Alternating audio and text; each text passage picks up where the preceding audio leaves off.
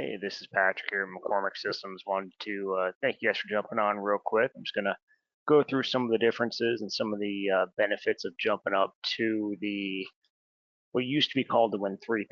Now it's just called McCormick. But kind of a little background for you guys. I'm Patrick McCormick. Like I said, my contact info is right here. But been around McCormick for quite a while. So I do want to make sure and save some time at the end in case anybody has any questions or anything like that for you. But big thing is also, yes, I'll have time at the end, but if you don't want me to ask the question right there over the recording and answer it for you, throw me an email or give me a call either way. And we can go through something more one-on-one if you guys want to. So how I mentioned that I'm going to be going through this level of the system, what used to be called the Win 3000. We used to have four levels of the system. It used to be called 1000, 3000, 4000, and 6000. And then quite a while back, we decided to really focus on to make those two really be able to enhance them and perform the best that they possibly can. So what we did is the Win 1000 became a legacy program as well as the Win 4000. So now we just renamed it to McCormick, which is shown right here in the bottom. That's what used to be the Win 3000, and if it says McCormick Pro, that's what used to be called the Win 6000. Same same kind of features, functions, everything like that. Different name at the bottom. So if you're running one of the legacy programs, definitely let me know. We could jump on, show you some of those differences, and again, more of a one-on-one setup. I am going to mostly be comparing the Win 1000 Legacy to this one, so I'm going to kind of fly through some of the features that are very similar or the same, and kind of focus on what those differences are. So first off, job screen looks pretty similar. Function is the same. You still have your job history right here. You have your buttons over here on the right to open it up, back up, delete, whatever you need to, or even make a new job. But on the Win 1000, you are limited on how many jobs you can have. You're limited down to 50. On this one here, there is no limit. So you don't have to constantly keep track of if you're coming up on those 50 jobs and archive things, anything like that. Simply make a new job, adds into your list. Again, no limits, just makes life nice and quick and easy for you guys. Setting up a job, same steps. So I'm not going to make you guys watch me do that, but I am going to hit details because I do want to load some drawings into this one real quick. Let's come down here at the bottom. Normally, when you make a new job, as you guys know, you would go through your tabs, put in your notes, you got your times, and these right here are my drawings. I can right click, make a new folder if I want to, or just simply hit add, grab all these right here, hit open. Now, for those of you that don't have our digital takeoff, the Design Estimating Pro, that's what I'm doing right here, is loading the drawings into the McCormick so that I can actually attach them to the job and pull them in. So checking these two boxes is saying, hey, I only want those two, because if you have a PDF that has 20, 30, 40 drawings in it, it's going to break it out just like this. And it's not just specific to PDF. I mean, you can do TIFF, you can do JPEG, you can do really any flat file. So if I want more than just those two, say I've only got 9 drawings, so I'm just going to bring them all in. I'll hit import all quick. There we go. Hit OK. Perfect. So now I can organize them. I can drag and drop and whatever I want to if I need. But again, I've only got 9 drawings, not a big deal. So I'll just close this down and come over here and let's open this up. So same buttons across the top. As you guys know, you got the 5 basic steps of estimating. You got your jobs, labels, takeoff, extend, and bid summary. So jobs, that's what we just did. You made the job, you opened it up, you attached the drawings, you did all that. So that's done and gone. Step 2 is your labels.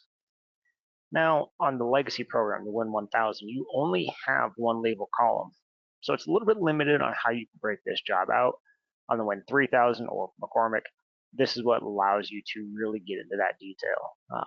The reason to have these extra columns is because I can actually assign takeoff specifically to base bid floor 1 lighting or base bid floor 1 power or whatever I want. So giving you that ability to get more detailed reports and everything, because it seems more and more often that GCs are wanting to see some sort of breakout like that once you start getting to the final numbers. So that's all we're doing here in the labels, is setting up how we want to organize our takeoff. After that, close it down, come up here and hit your takeoff. Now again, it's going to look very similar to what you guys already have, Only difference is right here at the top, I've now got 3 drop downs instead of just one big drop down. Now, just like what you guys have, if I hit this drop down and go from base bid to alternate, I've got a brand new audit trail because now I'm in a new section. But unlike what you guys have, this is actually going to go into alternate floor 1 power. So if I switch it from floor 1 to floor 2, I can get that organization I'm looking for. Now, to start doing takeoff, you could either come through here, use your menu, find the parts pieces you're looking for, or I do want to show that Design Estimating Pro really doing something on the drawings. Not too many guys out there anymore print out drawings. So if you guys haven't seen the Design Estimating Pro, give me a call, I'll take you through a full demo. Doesn't really take all that long. We'll show you guys how this thing works. But I'm just going to throw some quick takeoff on here for you. So you just double click the drawing you want, opens it up. Now zooming in, zooming out, super easy on this thing. You just roll the wheel on your mouse. So very, very, very simple to move around. Top left, hit the drop down, pick my scale. If I don't know a scale, that's fine. You can set custom scales and everything for you as well. Now, again, kind of staying with the differences between the two levels, on the legacy program Win 1000, you can only have one favorites list, which the favorites list is right over here on my right. Now on this one here, I can have up to 3 different favorites lists. So I've got mine broken out a little bit with like devices and branch in there. The reason to have this is because if I don't have my favorites list set up, all I have to do is go to my database, grab the parts and pieces using the menu and assembly windows like normal. But if I have it set up in my favorites list, all I do is simply click on my duplex and start clicking through the drawing. So it doesn't take anything crazy, anything special. And then down here at the bottom, I can see, hey, there's 12, 13, 14, 15, 16, 17, and so on. And again, everything you do takeoff-wise, as soon as I come back here and look, is right there for me. I'm done. I don't have to worry about it. So that's really how simple the digital takeoff gets. Running pipe and wire, same concept. I'll click this one here and just simply trace out a room. So there we go. Come on right back to that panel. I've got mine set to auto drop 8 feet at the beginning and end. That way for ups and downs, risers, drops, whatever you want to call them, that's accounted for as well for your material. So you can actually get down and tap into that panel. Tons of different customizations, different ways you guys can use this here. But again, don't want to spend too much time kind of focusing on the differences between the two. The main difference in the Design Estimating Pro between the two levels is that favorites window. Having multiple favorites windows just makes it that much easier, that much faster to find your material, which means less time for you spending doing takeoff and trying to hunt something down. So if you've already got the either Legacy Win 1000 or McCormick and you don't know how to do the favorites windows, give me a shout. Let me know. I could throw you on my screen or get you over to support or something and really have you guys start using some of those benefits in there. There's a lot more this thing could do. They could do auto counts, auto home runs, compare drawings. You can do custom symbols. You can do everything like that in here. So again, if you guys haven't seen really what this thing could do, just let me know. I mean, it takes nothing but a few minutes of your time and really lets you see if you could save some of your time on every bid. So I'm going to bump on past this. I'm going to close that down. So again, there's our the pipe and wire right there, and there's those duplexes. Now you can see that this one here has got a little bit of a different, it's bolded and it's got 2 different numbers. That's strictly just because those 8-foot drops that I mentioned. Also a cool thing that we could do down here is actually hover over this. I no longer have to try and figure out where this takeoff was done. It tells me right there that, hey, this was done on drawing 1, power, and I'm set. So that's kind of your base takeoff, doing it into the Design Estimating Pro. Now, if you don't have Design Estimating Pro, or you just want to do a quick change order, or you don't have that favorites list completely set up, not a big deal. Another big difference with McCormick, or used to be called the Win 3000 and the 1000, is that you actually get the ability to use your workspaces. So on the Win 1000, you're stuck with just one window. You can go through and you can do takeoff, and then you can come back here to your menu and find something else, and then go back to your takeoff window, and it's a bunch of back and forth on it. Workspaces really helps get rid of that. So just like how when I click that takeoff button, I had these windows here pop up for me. If I hit this workspace button, it's kind of the same concept. But instead of hitting this up here, I could just go, hey, I want fixtures, devices, let's do some receptacles, cell phones, and switches. Well, there we go. In one click, now I've got 3 different takeoff windows open, so I can hit any receptacle I get, any sort of telephone and my switches without even having to touch that menu. So again, the whole concept is how fast, how efficient can you get through a bid while maintaining accuracy. You're using the same assemblies you would go track down in that menu, but you don't have to spend the time trying to find them. And very easy to set up. You can change them, make your own, do whatever you need to. It's a simple right click, take a snapshot, just like it does up top, takes a picture in time, saves it for you. That way you can always come back to it later. So that's probably the main difference on the takeoff side of things, is being able to have that function there. Now, besides that, I'm going to jump on into the extension real quick.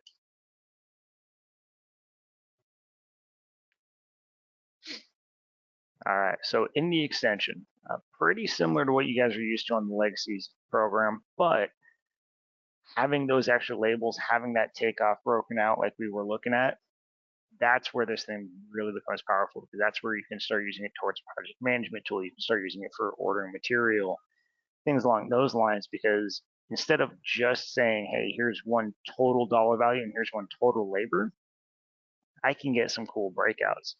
And to do that, I just come up here to the top and hit my labels button, and I can check or uncheck anything. And if it's unchecked, that just means that it's not included. Like I don't want to include my alternate too. But maybe I just want to know, hey, what's going on with my underground stuff? I'm actually going to uncheck that alternate. So just going on for underground, I go back to my material, and there we go. That is everything I need to get my underground done and taken care of. I can tell you it's going to cost you about 107,000 and about 13, almost 1,400 hours.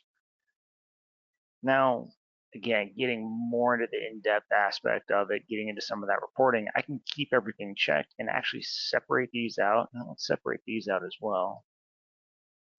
And now if I come back here to my material, this is where it gets fun, because this is where, again, like I mentioned, kind of a project management aspect, I can actually get the detail of what your entire project is, price and labor. But I can now collapse down my labels and tell you that, hey, your underground power, that's going to be 140 hours of your time, which actually ends up being about 5%.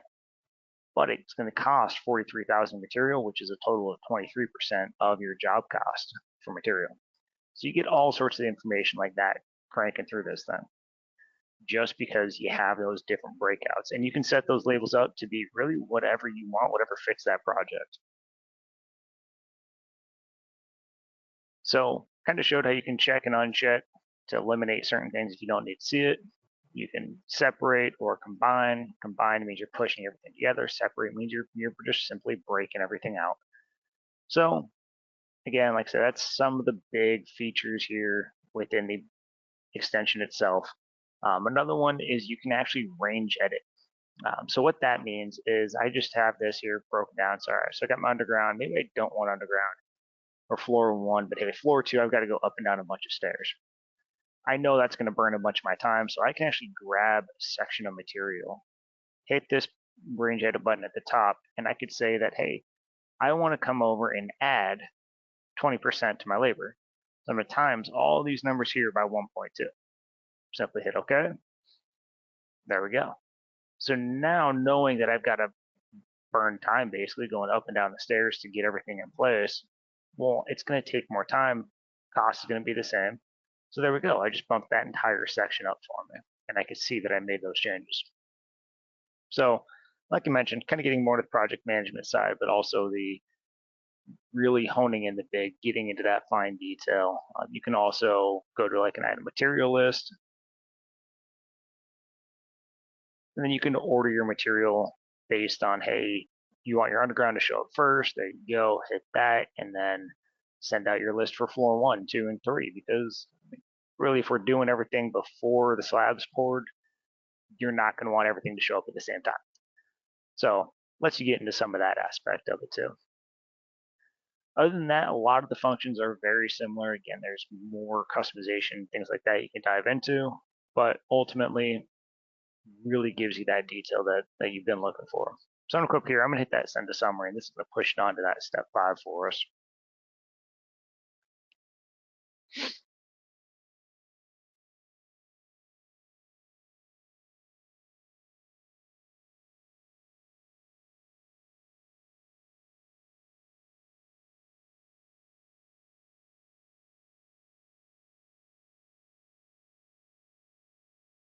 There we go. All right, hit OK, close this down, and jump onto that step 5. All right, so looking here at the bid summary. Now this is gonna look a little bit different. Now, depending on what version you guys have. We rewrote this in version 16. So if you're on 16, you should be pretty familiar with this. If not, kind of walk you through some of the changes of how it looks. It used to have down here would have your summaries. Those simply just got moved to a new tab here, as well as this drop down at the top. So if I had change orders, alternates, anything like that, it would just be showing up here for me. And then you had the calculators, well, that's still here instead of being down at the bottom right. And then your adjust overhead and profit used to be kind of tucked into the center. We just put it down at the bottom, just kind of make things a little more streamlined for you guys. But math, everything like that, still works exactly the same. So you got your material, dollars right here. Those were just sent over from that extension. You got labor, 0, because we haven't assigned anybody to this project yet. Same thing for quotes, subs, direct job expense, and equipment. All these here get filled out simply by going through these tabs down here at the bottom. So I'm just going to kind of bump through them real quick and explain them, and then we can open up some graphs and whatnot and kind of really see what's going on here. But I'm just going to, for quick math, say, hey, we got a little 4-man crew out there. Hit this arrow, just simply assign it to the job. Now, say a perfect world, everybody's turning a wrench at the same time. Everybody's going to do about 712 hours. Well, looking at this, your labor is going to cost you about 144,000. So now if I come down here and hit that next tab, which is my quotes, this is where I can come through and actually say, hey, my fixture package is going to be 15,000. There we go, we're set. Subcontractors, I could pop through and say, hey, all right, well, saw cuts, maybe it's 50 bucks an hour, and I've got 15 hours worth of saw cuts. There you go, easy 750. Direct job expense, so maybe we got some permits and fees on this one, 1750 there. I like doing a little bit of an as build. It's another 550, so you got a 2300 right there assigned to it. Now equipment, couple ways we can run this one. So I've already actually got mine set up a little bit, so I know what the cost of a lift is going to be. And I can either do daily, weekly, monthly, whatever I want. You guys can preset this up. But what it's going to do is if I say, hey, I'm getting it per week, I just check the box. It knows that it's $1,400, and that goes right here, and I just put how many weeks I need, which is 2. There we go, $2,800 assigned to my lift. Bond table, if you guys ever need to do that and you don't have this set up, just let us know. We can help you out with that. Same thing with taxes. We can set this all up in your template job so it plugs in automatically for you. So now back on the top sheet. So now looking at here, I've got everything set up. Again, no overhead, no profit, because we really want to know what it's going to cost us to do this job before we figure out what we can make on it. And right here, I'll tell you it's going to cost you about 366, almost 367,000. Now, again, apply some overhead profit, make some money on it. I come right here and say maybe 10% overhead. And let's throw 15% for that profit. So doing it down here, it just plugs in the numbers up top. So it just makes life a little bit easier. You can still absolutely come up here and say, hey, I'm actually going to pull 25 and maybe 8 from here. You can still do that, not a big deal. And it's going to give you that total over on the right. So I'm actually looking at a sell price of about 460,000, making 20%, about 92,000 come back to you guys. Now you can still come through, do your adjusted sell, do all that on this aspect of it. You actually got a labor risk in there as well, letting you know that, hey, your labor is actually 40% of the cost on this project. So everybody kind of has a different metrics for it of what's risky versus not risky and some different aspects like that. So we have that in there for you guys as well. Now, you can do all that same stuff right there on the legacy program. So that's kind of really good for you guys because you can still get a lot of that detail, still get those suppliers in there, especially for the equipment. Jumping into the difference though, I can come up here and hit this graph up at top and hit my top sheet, and I can actually tell you in a nice little presentation what's going on. You can hit the labor, it zooms in, shows you what everybody's going to make. We got a bunch of other graphs in here as well. So I could say, all right, labor hours, what's it going to look like for my copper versus something else. So really makes it easy. That's just organized by all my cost codes. So that's kind of the differences. Besides that, I mean, you can jump into different reports, you can jump into the proposal, but they have the same feature output as the legacy program, the Win 1000. So just kind of recap on some of the differences real quick. Jobs, unlimited jobs, which is a huge benefit. You don't have to worry about backing them up or storing them, anything like that. So that's a big aspect for you guys. Labels, having 3 breakouts instead of 1 gives you that fine detail, really lets you assign things to certain areas. Takeoff, having multiple takeoff windows or workspaces really increases the effectiveness and efficiency of using the system. Same with those favorites windows in DEP. Extension lets you get the breakouts of what takeoff went into each section, and in that way, again, keep your stuff organized. Give something to a PM and say, hey, the job's going to take 2,000 hours, but give them the breakout. Let them know what each floor, what system's going to take them. Bid summary, once you're done with it, you need to present it to somebody. You have the nice graphs and everything up top to help with that presentation to go through and really kind of hone everything in for you guys. So that's really some of the main differences between it. So yeah, I'm kind of going to turn it over to you guys and see what kind of questions you got for me. I'm going to throw my contact info right back up there on screen in case if, again, somebody doesn't want it to go out to everybody of what your specific question is. If you want it to be more one-on-one, throw me an email, give me a shout. But otherwise, yeah, I'll just hold tight for a couple minutes and see what kind of questions come on through.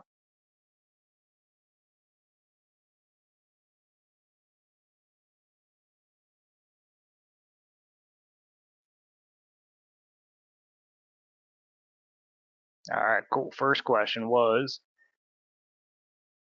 if you do the upgrades, so yep, if you're on the legacy program, if you're on the Win 1000 and you upgrade to this level, McCormick, or used to be called the 3000, absolutely, your jobs, everything you've ever done in the system just kind of carries along with you. And what it'll end up looking like is if you are already currently working on a project right now and you've got your labels set up, and then you upgrade, you'll get 2 more labels and they'll just be empty. So that way, if you do want to get that breakout, you can, but you're not going to lose any of that data, any of that information. All your custom items, assemblies, jobs, all that stuff absolutely carries right on up for you.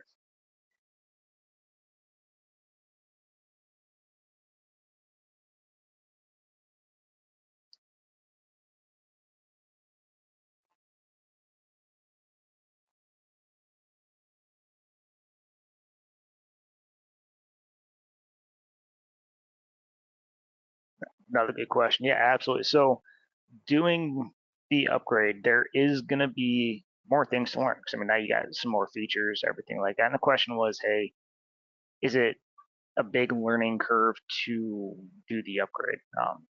Absolutely not. I mean, the same functions, same 5 buttons across the top. Again, all your customizations will be there. I do recommend probably grabbing an hour or 2 hours of online training. And then what that ends up letting you do is sit down with our trainers one-on-one. They would log into your screen with you, and you could easily just tell our trainers, hey, just upgraded from the legacy Win 1000 up to this level here. Can you walk me through the differences and help me customize it? And they would absolutely help you out with that, or call support. Support's great as well.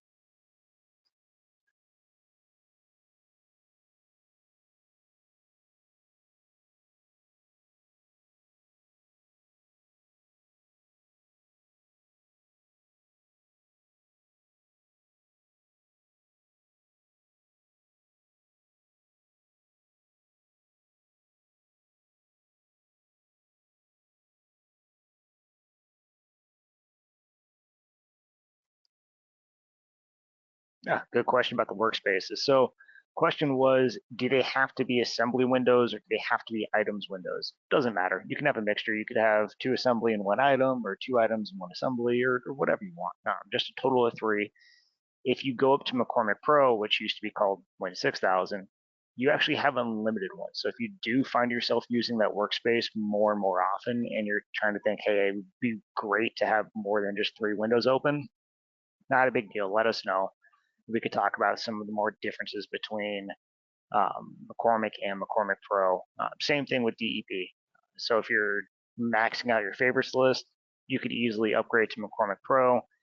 That gives you unlimited parts in each favorites list and as many favorites lists as you want. So a couple options there for sure, but definitely a couple nice upgrades jumping from just one window or one favorites list. So very good question.